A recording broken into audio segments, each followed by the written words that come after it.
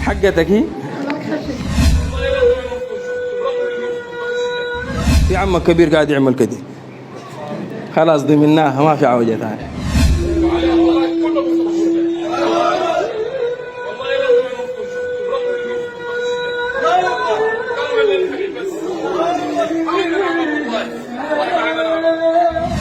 داخل فلقى باب الحجرة فاتح، فقال لي والله دخلت.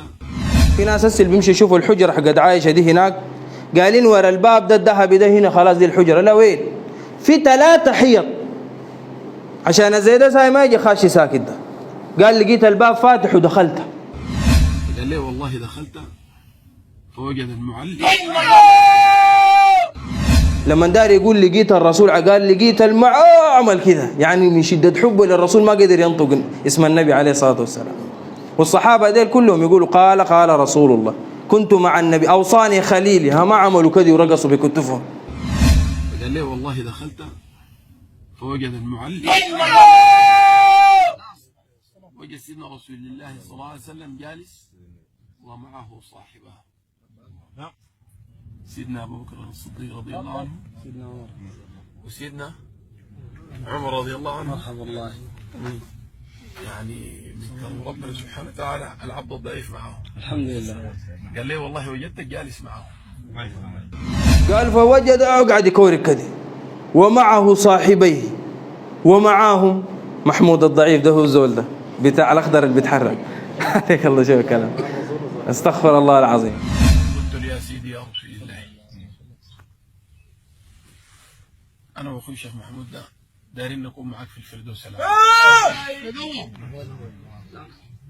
قال لي فوالله وتالله وبالله سيدنا رسول الله قال لي انتوا اصلكم معي في الفردوس الأعلى. وطيب المبارنك ده لا شيخ شوف لهم حاجة.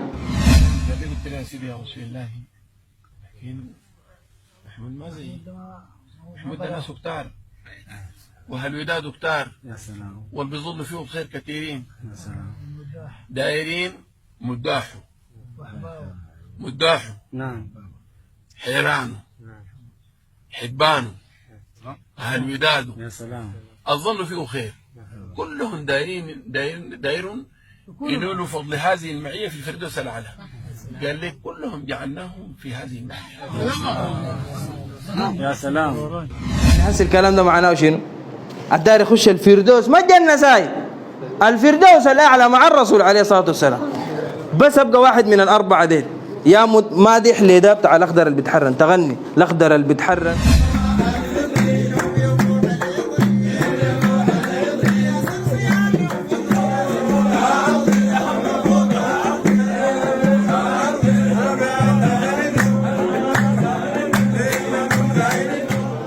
داير أرد على كلام خطير جدا يتقال أيضا في وسائل التواصل.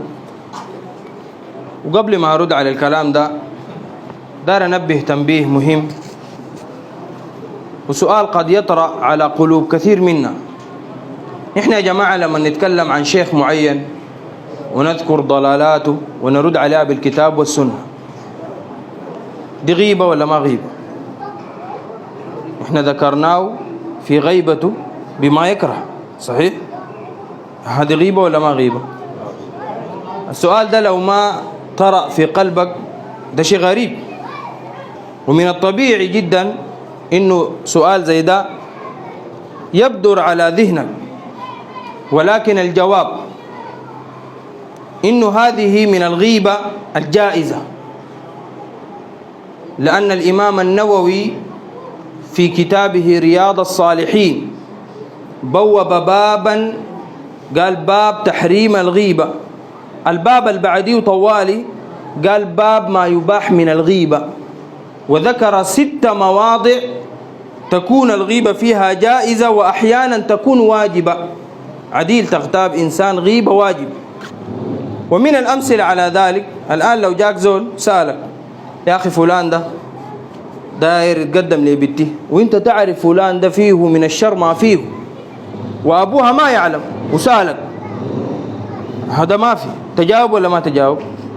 ما حتقول له الزول ده زول سيء ما تديه، تجاوب. وده حصل في السنة والمواقف كثيرة والأحاديث كثيرة. العلماء قالوا القدح ليس بغيبة في 6: متظلم ومعرف ومحذر، دي 3، ومجاهر فسقا ومستفت ومن طلب الإعانة في إزالة منكر. الأبيات دي لخصت ال6 مواضع التي تجوز فيها الغيبة، وهي كلها بأدلتها. راجع كتاب رياض الصالحين. بل هذا منهج قرآني، إنك تتكلم في أهل الضلال وترد على باطله، ده منهج قرآني.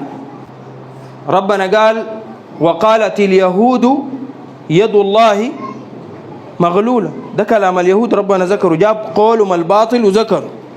ربنا بعديها رد عليهم، رد على كلامنا الباطل. غلت أيديهم ولعنوا بما قالوا بل يداه مبسوطتان ينفق كيف يشاء. النصارى وقالوا اتخذ الرحمن ولدا، نجيب كلامه، قالوا اتخذ الرحمن ولدا. ربنا بعدها رد عليهم لقد جئتم شيئا إدا تكاد السماوات يتفطرن منه وتنشق الأرض وتخر الجبال هدا أن دعوا للرحمن ولدا وما ينبغي للرحمن أن يتخذ ولدا إن كل من في السماوات والأرض إلا آتي الرحمن عبدا لقد أحصاهم وعدهم عدا وكلهم آتيه يوم القيامة فردا. ربنا قال سيقول السفهاء من الناس، دي الناس ربنا تكلم عنهم. وربنا نزل سورة كاملة اسمها سورة الناس، صح ولا ما صح؟ وذكر ناس بأعيانهم، منهم فرعون وغيره من أهل الضلال. أبو لهب تبت يدا أبي لهب وتب ما أغنى عنه ماله وما كسب سيصلى نارا ذات لهب وامرأته حمالة الحطب في جيدها حبل من مسد. فده بيجوز ما فيه حاجة، بل هذا نتقرب به إلى الله. كون ناس بيضلوا في الناس نجيب أقوالهم زي ما ربنا جاب أقوال أهل الضلال ورد عليها. ده منهج قرآني ودي سنة النبي صلى الله عليه وسلم. والناس اللي بيتكلموا بيقول لك والله ديل بيتكلموا في الناس وديل بيغتابوا في الناس وده ما صح، انتوا ذاتهم اختبتونا هسه، صح ولا ما صح؟ انتوا لما قلتوا ديلك بيغتابوا في الناس ما تكلمتوا فينا نحن برضه، دي ذات غيب بيفهمكم، دي ذاته محرم.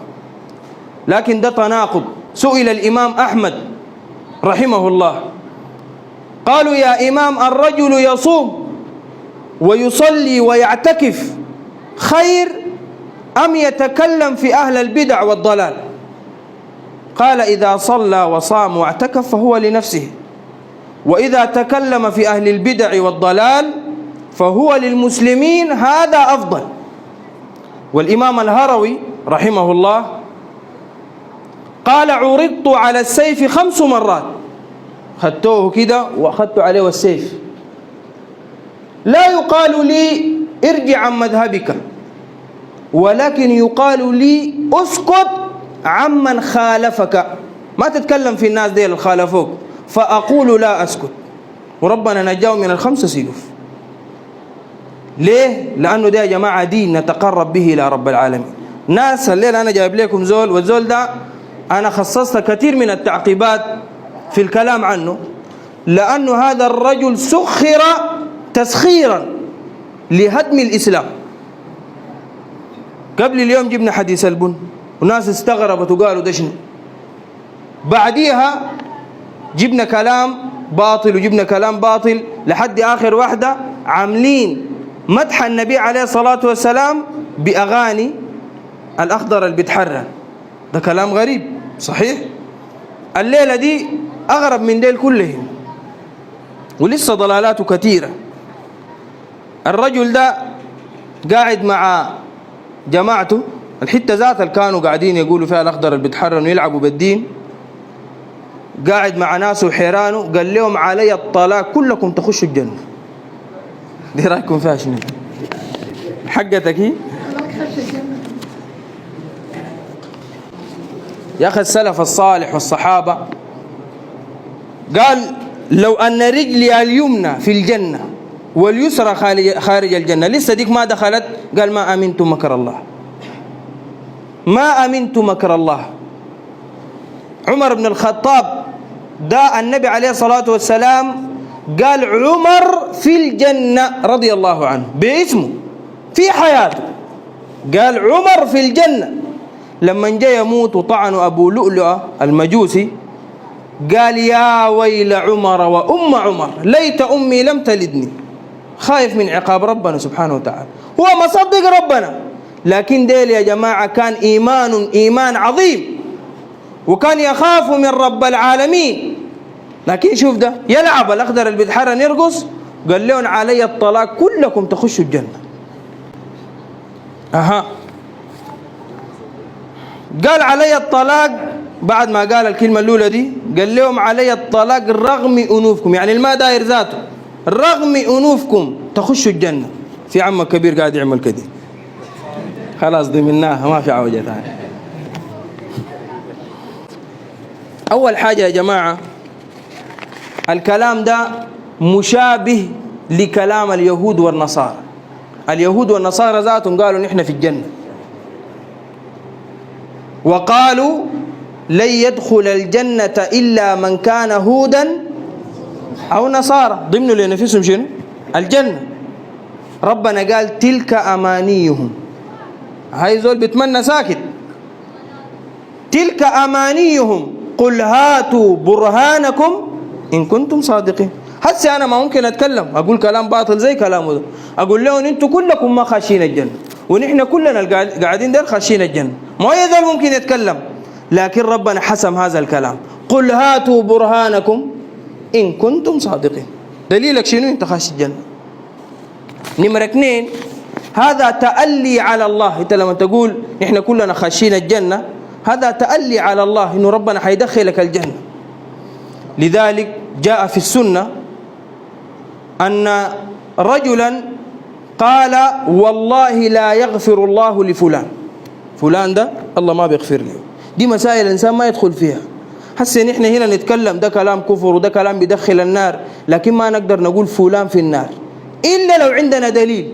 زي أبو لهب ده، هسه أبو لهب ده في النار في النار، فرعون في النار في النار، إبليس خاش النار خاش النار، الصحابة خاشين الجنة، كلهم حيدخلوا الجنة، لأنه ده كلام نحن شنو عندنا عليه أدلة. لكن ساي أنا وإنت ما بنقدر نقول كلام زي ده تألي على الله. ما تقول فلان ده الله ما حيغفر له، فلان ده حيخش الجنة، فلان حيخش النار، ما يجوز. هذا تألي على الله. قال والله لا يغفر الله لفلان، فقال الله تعالى من ذا الذي يتألى علي.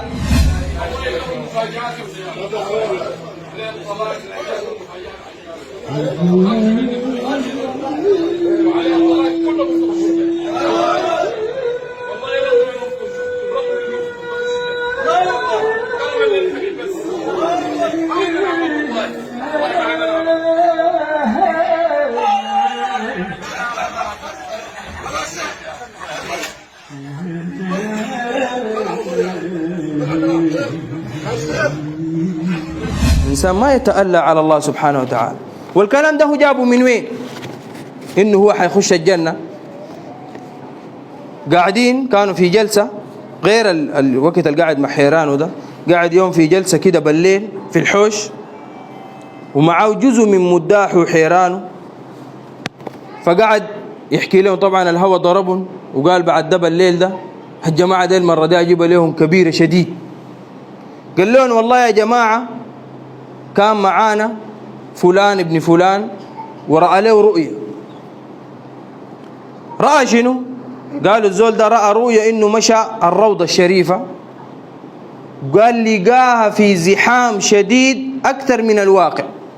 كويس، هو الشيخ ذاته بيحكي في الكلام ده، قال في زول رأى رؤية، الرؤية دي وحيكون هو قاعد فيها.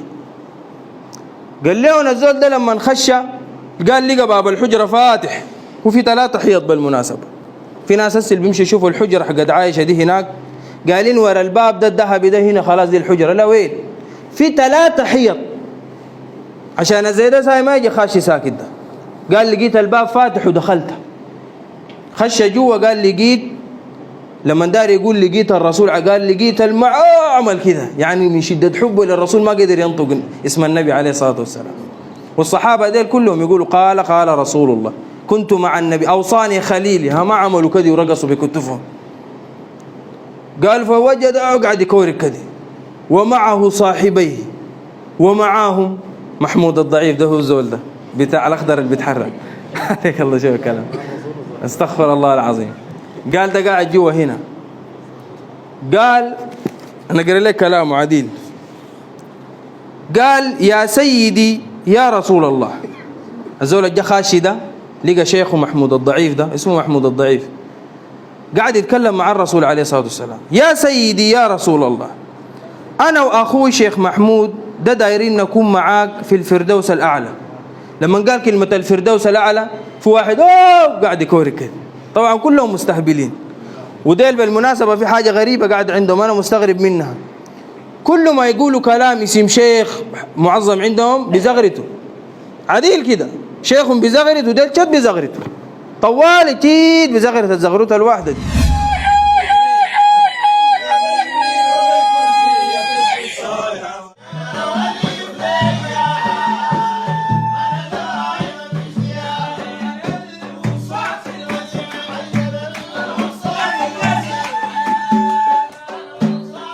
الكلام ده عديل يا جماعة، كده غير الدين، كده في الرجال سايف فيه كلام ده كلام ما مظبوط. طيب قال لي والله، ده الرسول رد له عليه الصلاة والسلام، والله وتالله وبالله انتوا اصلكم معي في الفردوس الأعلى. اصلا انت قبل تسال انت وشيخ محمود وكنتوا اصلكم معي في الفردوس. قالوا طبعا شيخ محمود كان بيحكي لهم في الكلام ده، ديل ما قاعدين هذول الحلم وده خاشين في الفردوس، وطيب المبارنك ديل يا شيخ شوف لهم حاجة. قال له محمود ده ناس كتار وأهل وداد كتار وحبان كتار دايرين مداحوا، ديل كلهم طبعا داير يدخلوهم. قال له دايرين مداحوا وحيران وحبان وأهل وداد والظن فيه والخير. قال لي كلهم يكون في، يعني بيطلب كلهم يكون في معية الفردوس الأعلى. فقال له كلهم معنا في الفردوس الأعلى. يعني هسه الكلام ده معناه شنو؟ الدار يخش الفردوس ما الجنة ساي، الفردوس الأعلى مع الرسول عليه الصلاة والسلام. بس أبقى واحد من الأربعة ديل، يا مادح لي ده بتاع الأخضر اللي بيتحرن، تغني الأخضر اللي بيتحرن.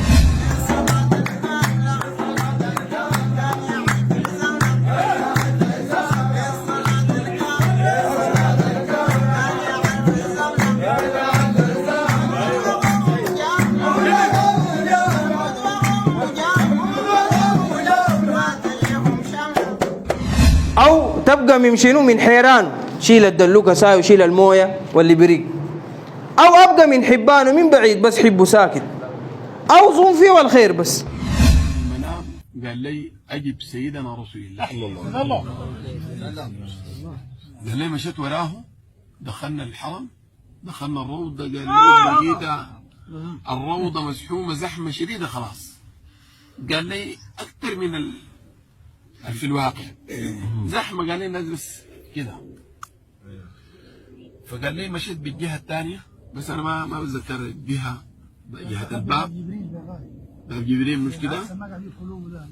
من جهة باب جبريل. فقال جاء داخل فلقى باب الحجرة فاتح.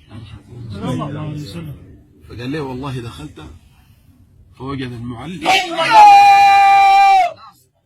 وجد سيدنا رسول الله صلى الله عليه وسلم جالس ومعه صاحبه سيدنا أبو بكر الصديق رضي الله عنه وسيدنا عمر رضي الله عنه. مرحبا الله. يعني من كرم ربنا سبحانه وتعالى العبد الضعيف معه. الحمد لله. قال لي والله وجدتك جالس معه، وجثيت على ركبتيه وقبلت كفه الشريف عليه الصلاة والسلام. فأذن أذان العشاء في الرؤيا. نعم. كأنه أذان العشاء بتاع رمضان. نعم. فقال لي استأذنت منه، قلت يمكن يا جماعة يكون جلسة خاصة. قلت له عنزك يا سيدي يا رسول الله، نمشي نصلي برا ونجي. قال لي لا، تصلوا معنا هنا. يا سلام. يا سلام. تصلوا معنا هنا انتوا. صلى الله عليه وسلم. ده كرم يا شيخ والله. نسأل الله ربنا سبحانه وتعالى يجعلنا أهل لذلك. والله ما عندنا عمل بيأهلنا لهذه الإكرام، ما عندنا عمل والله بيأهلنا لهذا الإكرام، لكن ربنا سبحانه وتعالى صاحب كرم وكريم رسول الله والله أكرم. فهل سائل بين الكريمين يحرم؟ فقال لي عندما صلينا العشاء والتراويح جيت تاني راجع وقلت له يا سيدي يا رسول الله، أنا وأخوي الشيخ محمود ده دايرين نكون معك في الفردوس الأعلى. قال لي فوالله وتالله وبالله سيدنا رسول الله قال لي انتوا أصلكم معي في الفردوس الأعلى. فقال لي قلت له يا سيدي يا رسول الله لكن محمود ما زي محمود ده ناس كتار وهالوداد كتار واللي بيظنوا فيه بخير كثيرين دايرين مداحوا نعم حيرانوا حبانوا هالوداد يا سلام الظن فيه خير كلهم دايرون ينولوا فضل هذه المعية في الفردوس الأعلى. قال لي كلهم جعلناهم في هذه المعية. يا سلام. الشيء المبشر يا جماعة النبي صلى الله عليه وسلم قال من رآني في منامه فقد رآني فإن الشيطان لا يتمثل بي. ودي إن شاء الله ربنا يجعل لنا بشارة عاجلة. قال لهم الشيء المبشر إنه الرسول صلى الله عليه وسلم، طبعا هم الكلام ده كبير وما حيصدقوه، فدار يجيب لهم دليل يطمنوا. قال لهم الشيء المبشر إنه الرسول صلى الله عليه وسلم قال من رآني في المنام فقد رآني فإن الشيطان لا يتمثل بي. يعني شافوا الزول ده الرسول عديل، فهموا إنه شنو؟ أي زول حلم إنه والله يا أخي ده شاف الرسول عليه الصلاة والسلام خلاص معناه ده الرسول، والكلام اللي بيتقال ده كله شنو؟ حق، والقاعدين ده كلهم مداح وحيران والأخضر اللي بيتحرن تدخشين الجنة. وده كلام باطل. الحديث ده صحيح لكن استدلاله باطل. ليه؟ أول حاجة قال فإن الشيطان لا يتمثل بي. لا يتمثل بي أي في الصورة الحقيقية للنبي عليه الصلاة والسلام، لكن قد يتمثل الشيطان في صورة غير صورة النبي عليه الصلاة والسلام ويقول أنا الرسول عليه الصلاة والسلام. ده ممكن يحصل. يجيك الشيطان عديد في النوم تحلم يقول لك أنا الرسول صلى الله عليه وسلم وكذا وكذا وكذا، لكن يكون ده من الرسول عليه الصلاة والسلام. لكن يستحيل وممنوع أصلا في الواقع إنه يجي الشيطان في صورة النبي عليه الصلاة والسلام الحقيقية. ده المقصود من الحديث. عشان كده العلماء قالوا ينبغي أن يكون الرائي ملما بأوصاف النبي عليه الصلاة والسلام، تكون عارف أوصافه كلها، فإذا وجدتها كلها ده النبي صلى الله عليه وسلم. وقالوا من علامات أنك رأيت النبي عليه الصلاة والسلام حقيقة أن لا يأمرك بمعصية. ما بيقول لك أسكر، ولا حيقول لك خلي الصلاة، ولا حيقول لك امشي باري شيخ فلان ولا شيخ علان، حيقول لك اتبع نبيك واعبد ربنا سبحانه وتعالى.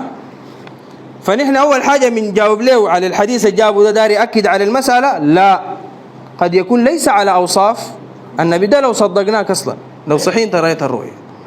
نمرة 2 من الأدلة إنه الرؤية دي إما كذب ما رآها أصلا وكذاب، وإما دم النبي عليه الصلاة والسلام إنه هو نفسه قال أنا كنت قاعد معاهم أول ما جزول ده ولقى النبي عليه الصلاة والسلام وصاحبيه رضي الله عنهما، ولقى الشيخ محمود الضعيف الولي الصالح ده. قال شيخ محمود قال له يا أخي أنا ماشي أصلي صلاة جات في المسجد النبوي، النبي عليه الصلاة والسلام حيقول له شنو؟ قال لي يا رسول الله بيستأذنك أنا ماشي أصلي، المفروض يقول لي طوالي صلي صح؟ قال له لا أنت الليلة صلي معانا هنا. فأذن أذان العشاء في الرؤيا. نعم. كأنه أذان العشاء بتاع رمضان. نعم. فقال لي استأذنت منه، قلت يمكن يا جماعة يكون جلسة خاصة. قلت له عنزك يا سيدي يا رسول الله نمشي نصلي برا ونجي. قال لي لا تصلوا معانا هنا. يا سلام يا سلام. تصلوا معانا هنا انتوا. صلى الله عليه وسلم. ده كرم يا شيخ. وده فيه مخالفتين. الرسول عليه الصلاة والسلام ما بخالف، لكن انت ده مش قول اذكار النوم قبل ما تنوم. اول حاجة النبي عليه الصلاة والسلام قال من سمع النداء فلم يجبه فلا صلاة له إلا من عذر. صلي في الجامع. نمرة 2 النبي عليه الصلاة والسلام قال لا تصلوا إلى القبور، ما تصلي في المقابر. دي مقبرة صحيح، حجرة عائشة رضي الله عنها فيها قبر النبي عليه الصلاة والسلام وصاحبيه رضي الله عنهما، وقد قال عليه الصلاة والسلام لا تصلوا إلى القبور، وقال عليه الصلاة والسلام الأرض كلها مسجد، أي مكان للسجود والصلاة، إلا المقبرة والحمام. وقال عليه الصلاة والسلام جعلت لي الأرض مسجدا وطهورا إلا المقبرة والحمام. ده محل ما بيجوز تصلي فيه، حرام تصلي فيه. كيف النبي عليه الصلاة والسلام يقول لي صلي معانا في القبر؟ ده بيحصل؟ حاشا وكلا. فده كله من الضلال. وأنا داير أرسل له الرسالة ليه شيخ محمود، ده رسالة أخيرة ونختم بها. شيخ محمود ده والناس اللي معاه، أول حاجة اتقي الله سبحانه وتعالى. وأنا والله لما نرد عليهم ما قصدنا تشفي ولا لقيته أنا بعيوني دي ولا شفته، لكن طالما نشرت الضلال للعلن وجب علينا نرد في العلن. أول شيء ننظف طلعته في المجتمع من الكذب ده، إنه داير الناس يباروك يرقصوا معاك ويشركوا بالله سبحانه وتعالى الأعمال الشركية اللي بتعملها، تقول لهم تكونوا معي في الجنة، مستدل بأحاديث أنت ما فاهمه أصلا. دي واحد. 2 نحن بنرسل لكم رسالة الأنبياء، وهي اعبدوا الله براه وما تعبدوا الشيوخ. قاعد يمشي القبب يدعو غير الله، بناديهم، ده ما يجوز. اعبدوا الله سبحانه وتعالى براه، ودي رسالتنا لأي أحد.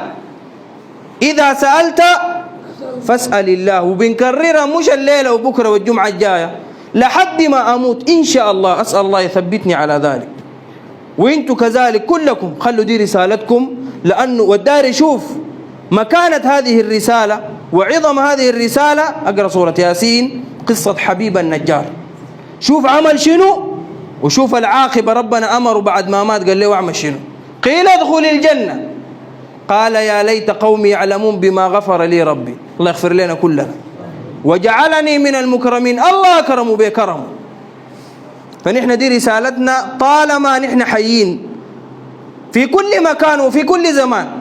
إذا سألت فاسأل الله يا صوفية، ما تدعو الشيوخ شيخ فلان ويا شيخ علان، قولوا يا الله. الله بكفي ولا ما بكفي يا جماعة؟ أليس الله بكاف عبده؟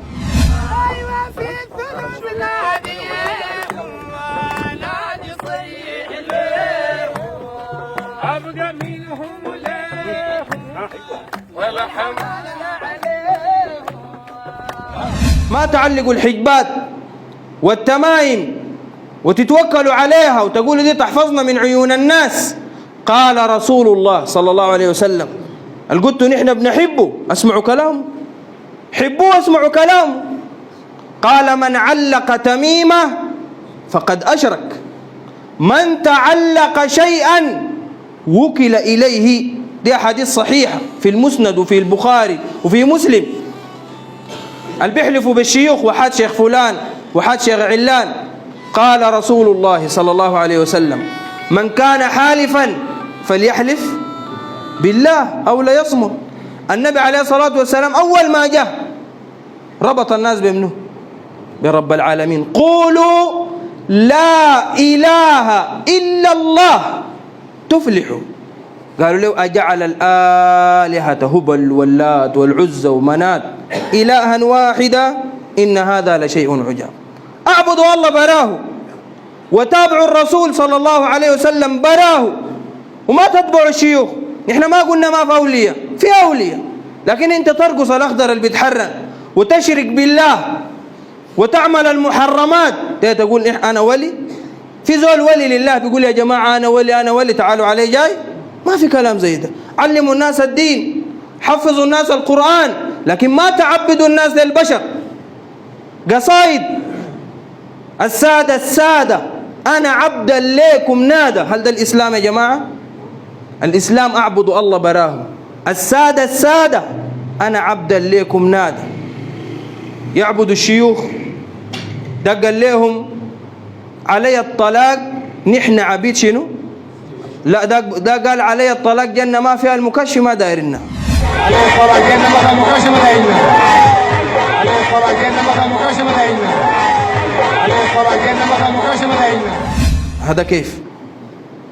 ده قال لهم نحن ما عبد حجر. قال سيدي الشيخ علمنا كدي، نحن ما عبد حجر ولا عبد شجر ولا عبد نار ولا عبد جنة، نحن عبيد سيدي الشيخ وبس. الشيخ علمنا كده، ما عبيد أجر ولا عبيد حجر ولا عبيد نار ولا عبيد جنة، نحن عبيد سيدي الشيخ وبس.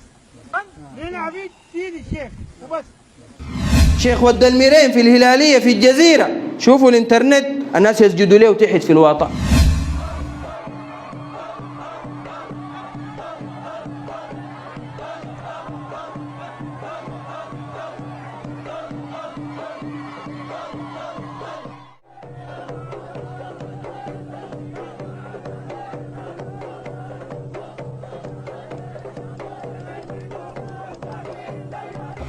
هنا في السوق الشعبي الخرطوم ناس قاعدين يطوفوا بالقبر بتاع محمد عثمان عبده البرهاني.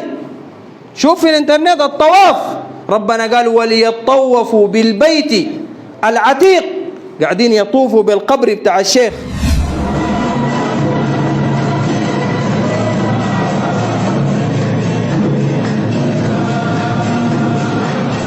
ده حلال يا جماعة؟ ده الإسلام؟ ده ما الإسلام. أيوة يا أبوي اتفضل. ده ما الإسلام. الإسلام نطوف ببيت الله، الإسلام نسجد لله، ومن آياته الليل والنهار والشمس والقمر، لا تسجدوا للشمس ولا للقمر واسجدوا لله الذي خلقهن إن كنتم إياه تعبدون. الناس اللي بيمشوا يشربوا موية كرعين الشيخ.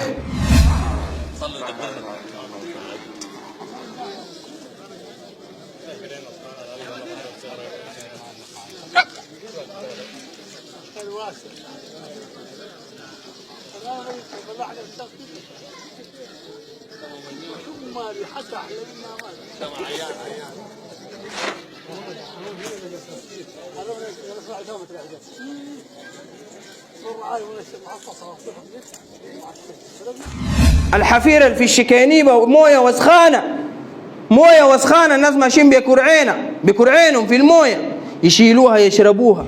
الشكينيبة تشتهر بحفيرها. هذا الحفير الذي لا ينسى الزائر عندما يأتي للشكينيبة أن يأخذ معه ماء الحفير وطينتها المشهورة بالشفاء، ويأخذ معه الكثير من القيم والمعاني. كل هؤلاء أتوا من مختلف مناطق السودان، شرق السودان وغرب السودان وجنوب السودان وشمال السودان وخارج السودان، ليلتقوا في هذا الإسلام يا جماعة. الذل للبشر تبرك ده كان بالرسول عليه الصلاة والسلام. بعد ما مات النبي عليه الصلاة والسلام ما تبرك أحد من الصحابة لا بأبي بكر ولا عمر ولا عثمان ولا علي رضي الله عنهم. وده الأولياء ولا ما أولياء؟ ده السادات الأولياء، وده الأصلح الناس بعد جميع الأنبياء. يجوا ديل يعبدوا فلان ويتبركوا بفلان ويندهوا في فلان ويتذلوا لفلان. ده ما الإسلام.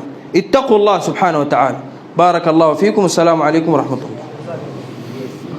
من دعا إلى هدى كان له من الأجر مثل أجور من تبعه، لا ينقص ذلك من أجورهم شيئا.